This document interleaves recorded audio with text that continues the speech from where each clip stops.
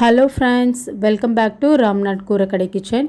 இன்றைக்கி நம்ம கிச்சனில் குக்கரில் நல்லா குலையாமல் உதிரி உதிரியாக டேஸ்டான சிக்கன் பிரியாணி எப்படி செய்கிறதுந்தாங்க பார்க்க போகிறோம். வாங்க எப்படி செய்கிறதுன்னு நம்ம வீடியோக்குள்ளே போய் பார்க்கலாம்.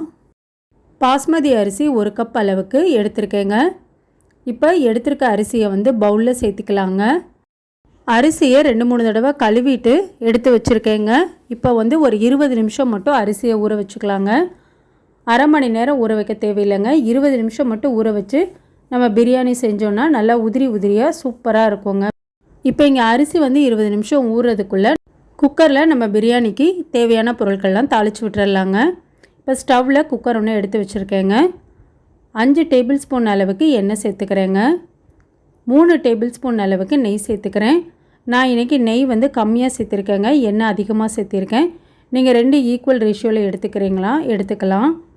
இப்போ நெய்யும் எண்ணெயும் நல்லா சூடானதுக்கப்புறம் 2 கிராம்பு, 2 பட்டை, 2 ஏலக்காய், கொஞ்சமாக கல்பாசி, பிரியாணி இலை ஒரு 3 எடுத்துருக்கேங்க, 2 ஸ்டார் அனீஸ் எடுத்திருக்கேன்.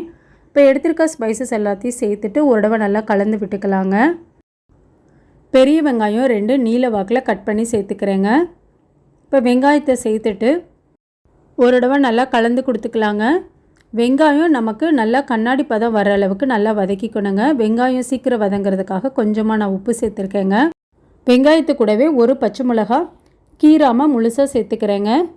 இப்போ வெங்காயம் நல்லா இந்த அளவுக்கு வதங்கிடணுங்க. இப்போ நம்ம இஞ்சி பூண்டு பேஸ்ட்டு சேர்த்துக்கலாங்க. 2 ஸ்பூன் அளவுக்கு இஞ்சி பூண்டு பேஸ்ட்டு சேர்த்துக்கிறேங்க. இஞ்சி பூண்டோட பச்சை வாசனையெல்லாம் நல்லா போயிடணுங்க. இஞ்சி பூண்டு பேஸ்ட்டு குக்கரில் அடிப்பிடிக்காமல் இருக்கிறதுக்காக கொஞ்சமாக கல்லுப்பு சேர்த்துக்கிட்டிங்கன்னா குக்கரில் உங்களுக்கு அடிப்பிடிக்காமல் இருக்குங்க. இந்த டிப்பை ட்ரை பண்ணி பாருங்கள். இப்போ நல்லா எண்ணெய் பிரிஞ்சு வந்துருச்சுங்க இஞ்சி பூண்டு பேஸ்ட்டு. இது கூட இப்போ நம்ம பழமான தக்காளியாக மீடியம் சைஸ் தக்காளி 2 நீல வாக்கில் கட் பண்ணி சேர்த்துருக்கேங்க. தக்காளி நல்லா மசிஞ்சிடணுங்க. இப்போ பாருங்கள், இந்த அளவுக்கு தக்காளி நல்லா மசிஞ்சிருச்சு. இது கூடவே நம்ம ஒரு கைப்பிடி அளவுக்கு புதினா இலையும் மல்லி இலையும் சேர்த்துக்கலாங்க. இப்போ புதினா இலையும் மல்லி இலையும் சேர்த்துட்டு ஒரு தடவை நல்லா கலந்து கொடுத்துக்கலாங்க. இப்போ 2-3 நிமிஷம் போல் நல்லா வதக்கி விட்டாச்சுங்க. இப்போ இது கூட நம்ம மசாலா பொருள் ஒவ்வொன்றா சேர்த்துக்கலாம். மிளகாத்தூள் 1 ஸ்பூன் அளவுக்கு சேர்த்துக்கிறேங்க. பிரியாணி மசாலா 1 ஸ்பூன் அளவுக்கு சேர்த்துக்கிறேங்க. மல்லித்தூள் 1 ஸ்பூன் சேர்த்துக்கிட்டேங்க. கரம் மசாலா 1 ஸ்பூன் அளவுக்கு சேர்த்துட்டு நல்லா கலந்து கொடுத்துக்கலாங்க. எண்ணெயிலே 2-3 நிமிஷம் நல்லா வதக்கி விட்டுக்கலாங்க. அந்த பச்சை வாசனையெல்லாம் போகணும். நல்லா எண்ணெய் பிரிஞ்சு இந்த அளவுக்கு வந்ததுக்கப்புறம் இன்றைக்கி நான் 3/4 கிலோ அளவுக்கு சிக்கன் எடுத்து வச்சுருக்கேங்க. பெரிய பெரிய பீசஸாக தான் இன்றைக்கி நான் பிரியாணிக்கு செய்ய போகிறேங்க. இப்போது போன்லெஸ் ரெண்டுமே கலந்து தான் சிக்கன் நான் எடுத்து வச்சுருக்கேங்க. சிக்கனை நல்லா கலந்து கொடுத்துக்கலாங்க. இப்போ பாருங்கள், சிக்கனை நல்லா இந்த அளவுக்கு கலந்து விட்டாச்சு. இனி சிக்கனுக்கு தேவையான அளவு நம்ம உப்பு சேர்த்துக்கலாங்க. ஃபஸ்ட்டே நம்ம வெங்காயத்துக்கும் உப்பு சேர்த்துருந்தாங்க, அதனால் உப்பு பார்த்து அளவாகவே சேர்த்துக்கோங்க. இப்போ சிக்கனை நல்லா கலந்து விட்டாச்சுங்க. இது கூடவே 2 டேபிள் ஸ்பூன் அளவுக்கு நல்லா புளிக்காத தயிராக எடுத்துக்கோங்க. நம்ம பிரியாணிக்கு தயிர் சேர்த்து செய்யும் போது பிரியாணியும் நல்லா டேஸ்ட்டாக இருக்குங்க. சிக்கனுமே நல்லா சாஃப்டாக இருக்கும். இப்போது தயிர் சேர்த்துட்டு ஒரு தடவை நல்லா கலந்து கொடுத்தாச்சுங்க. ஒரு 5 நிமிஷம் மட்டும் மூடி போட்டு மூடி வச்சிடலாங்க. அதுக்கப்புறம் நம்ம பார்க்கலாம். இப்போது ஒரு 5 நிமிஷம் கிட்ட ஆயிருக்குங்க. ஓப்பன் பண்ணி பார்க்கலாம். சிக்கன்லேருந்து கொஞ்சம் தண்ணி விட்டுருக்கு பாருங்கள். சிக்கன் ஓரளவுக்கு வெந்திருக்கு. இதில் நம்ம இனி அரிசிக்கு தேவையான அளவு தண்ணி சேர்த்துக்கலாங்க. நான் பிரியாணி அரிசி எடுத்த அதே கப்பில் 1.5 கப் அளவுக்கு தண்ணி சேர்த்துக்கிறேங்க. 1 கப் அளவுக்கு அரிசிக்கு 1.5 கப் அளவுக்கு தண்ணிங்க. இப்போ தண்ணிக்கு தேவையான அளவு மட்டும் உப்பு சேர்த்துக்கலாங்க.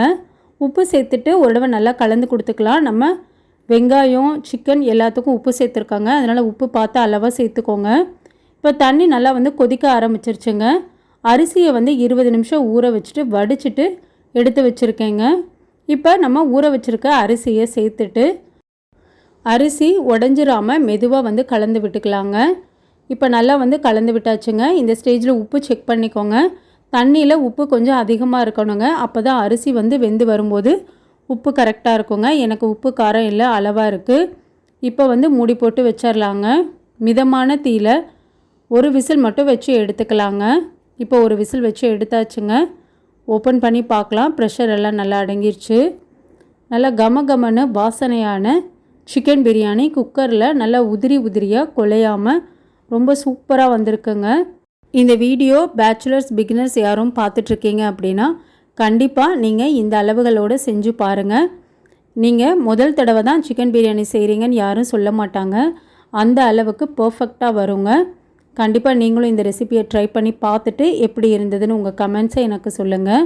நீங்கள் இப்போ தான் நம்ம சேனலை ஃபர்ஸ்ட் டைம் பார்க்குறீங்கன்னா ராம்நாத் கூரக்கடை கிச்சனை சப்ஸ்கிரைப் பண்ணிக்கோங்க. பக்கத்தில் இருக்க பெல் ஐக்கானையும் கிளிக் பண்ணிவிட்டு ஆல் என்ற ஆப்ஷனை டிக் பண்ணிக்கோங்க. அப்போ தான் நான் போடுற புது ரெசிபிஸ் நோட்டிஃபிகேஷனில் உங்களுக்கு உடனுக்குடனே வரும். இந்த வீடியோ உங்களுக்கு பிடிச்சிருந்ததுன்னா லைக் பண்ணுங்கள், உங்கள் ஃப்ரெண்ட்ஸ் அண்ட் ரிலேட்டிவ் ஃபேமிலிக்கும் ஷேர் பண்ணுங்கள். இனி நான் வேறு ஒரு இன்ட்ரெஸ்டிங்கான ரெசிபியில் உங்களை பார்க்குறேன். தேங்க்ஸ் ஃபார் வாட்சிங் அண்ட் கீப் சப்போர்ட்டிங் மீ.